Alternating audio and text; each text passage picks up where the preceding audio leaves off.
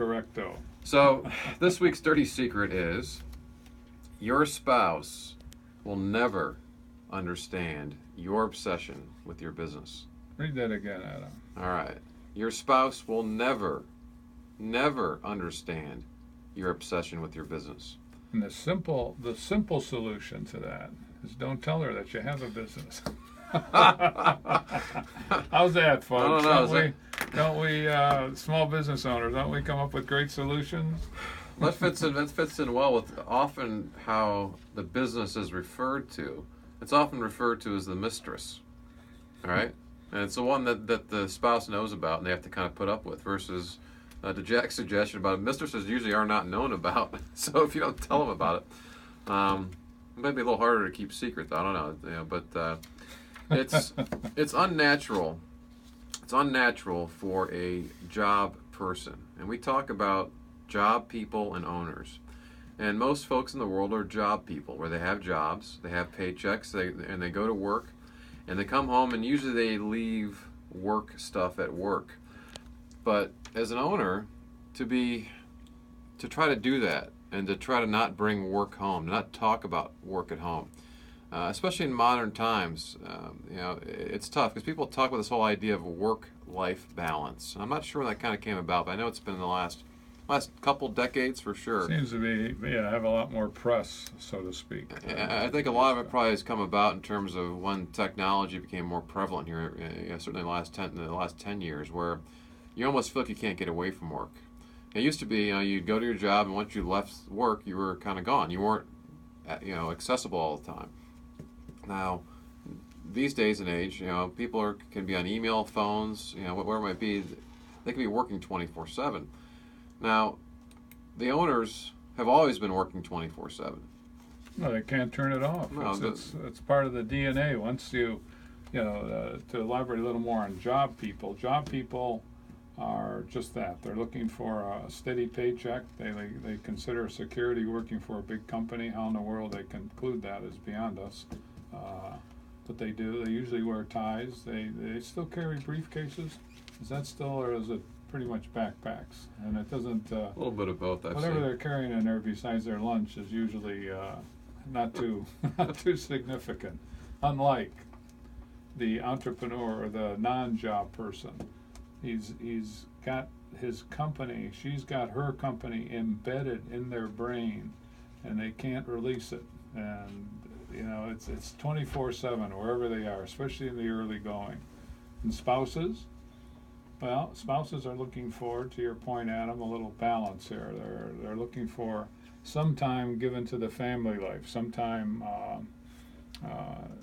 in which they're going to be available and not totally tuned out and giving little nods of non-attention. And it can create a lot of problems. There's no question about it. And many of those are chronicled in quite a few articles that you can pick up about this.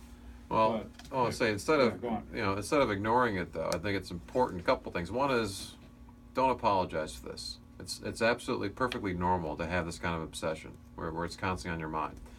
Make sure you talk to your spouse about it. You have to come to an agreement upon it. As far as he or she needs to understand why it's important. Maybe making that comparison. Right? Do we make that word consensus?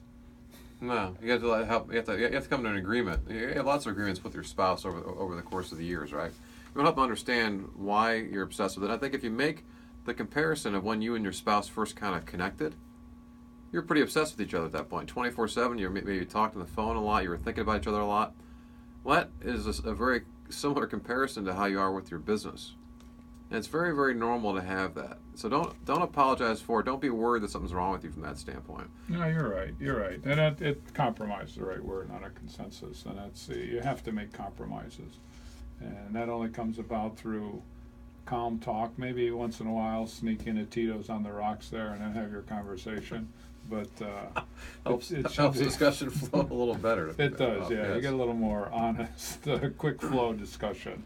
But yeah, you have to understand the other half's issues and move somewhat in that direction to Like any situation, you both have to move a little bit towards center. Well, start to recognize that and point out to your spouse that you are blessed to absolutely love what you do. Most folks don't love what they do day to day, so it's a burden to go to work or to have their job. But as an owner, if you're obsessed with it, chances are you're absolutely loving what you're doing. That's a fantastic blessing to have. And so try to remind them of that versus, being someplace where you're absolutely miserable. One of the keys of this, though, to help when you have a compromise, as far as you being able to get away from work physically, is having good people on board. Oh yeah. We have one of our favorite clients. He and his wife are just leaving actually today. They're actually heading out for 2.5 weeks on vacation, and they're going to enjoy themselves. Because they have good people on board, where they aren't worried about things not getting taken care of. It's taking us years with them, coaching them from when they weren't so happy and they couldn't take a vacation like they're doing now and enjoy it for a variety of reasons. It's just so important. Good people, good organization. We've created what we call 7 keys to success, which we coach our clients on. And when they start to near expertise on these 7 keys, their company and they themselves and their family life and the people who are near and dear to them, all these things get better. It gets better rather than worse, and we've never seen it go the other way. There's, if it's worse, it's for some other reasons.